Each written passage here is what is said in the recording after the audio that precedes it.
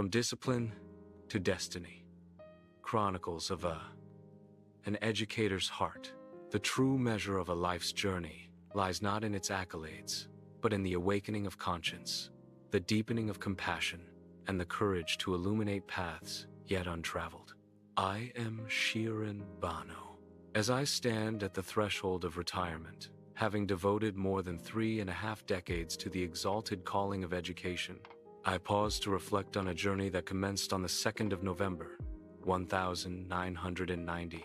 Throughout these years, teaching has been not merely a profession but a profound vocation, my ardor and lifelong commitment, rooted deeply in the disciplined environs of my childhood, where my father served with distinction as a commissioned officer in the Indian Air Force.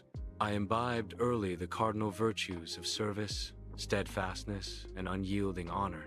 Within the precincts of our township, order was sacrosanct, a testament to the maxim, discipline is the bridge between goals and accomplishment. Our existence was fortified by an abiding patriotism and an ethos of selfless fraternity. What indeed constitutes true service? Is it not the humble act of elevating others as one ascends? As Mahatma Gandhi wisely proclaimed, the best way to find yourself is to lose yourself in the service of others. This timeless wisdom became the lodestar of my family and life. Initially, my aspirations leaned towards the noble art of healing, with the medical profession beckoning as a solemn duty to alleviate human suffering. Yet fate, in its inscrutable design, redirected my path when my father suffered a heart attack, compelling me to forsake the sciences for the literary elegance of English.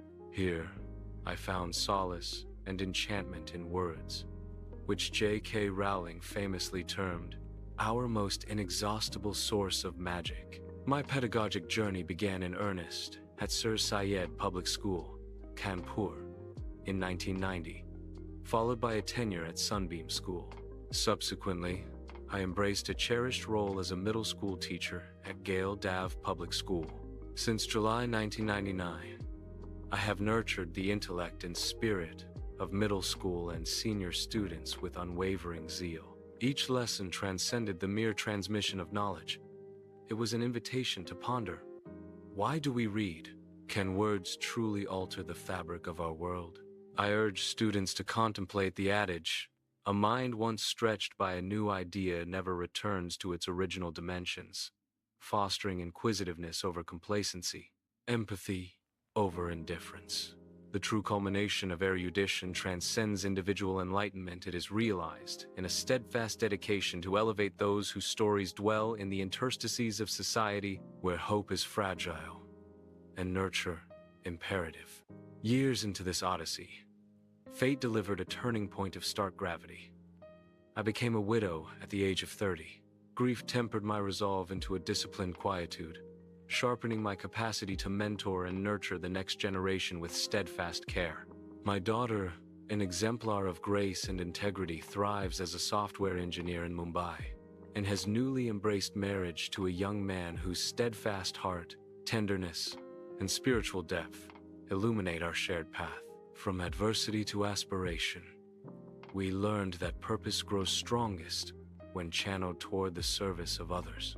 Concurrently, the march of technology entered my vocational landscape, where the precision of code mirrors the rigor of the classroom, and ethical innovation aligns with compassionate pedagogy, thus weaving together intellect and humanity into one enduring tapestry. This year, my dedication was graciously recognized through several distinguished awards.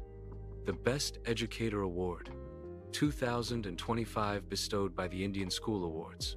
The esteemed Gandhi Peace International Award, conferred in Delhi, and the Best Personality Award 2025, awarded by the Incentive Foundation, an entity esteemed by the Government of India.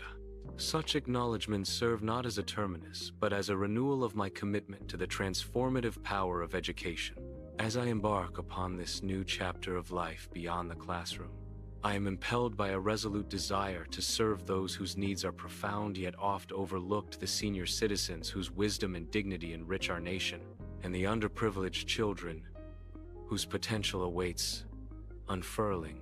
It is my solemn conviction that the truest measure of one's life is the legacy of benevolence and upliftment one imparts to society.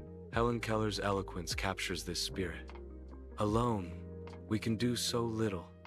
Together, we can do so much. May my future endeavors embody this collective compassion and dedication. Is it not indeed true that teaching is the one profession that creates all other professions?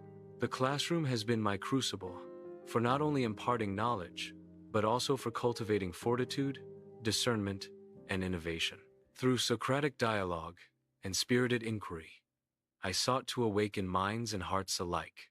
If legacy is to be weighed in the currency of influence and inspiration, I take solace in Henry Adams' immortal words, "A teacher affects eternity. He can never tell where his influence stops." As I reflect on the path trod, I ask, have I ignited sufficient flames of intellect, compassion, and excellence? Yet the odyssey continues.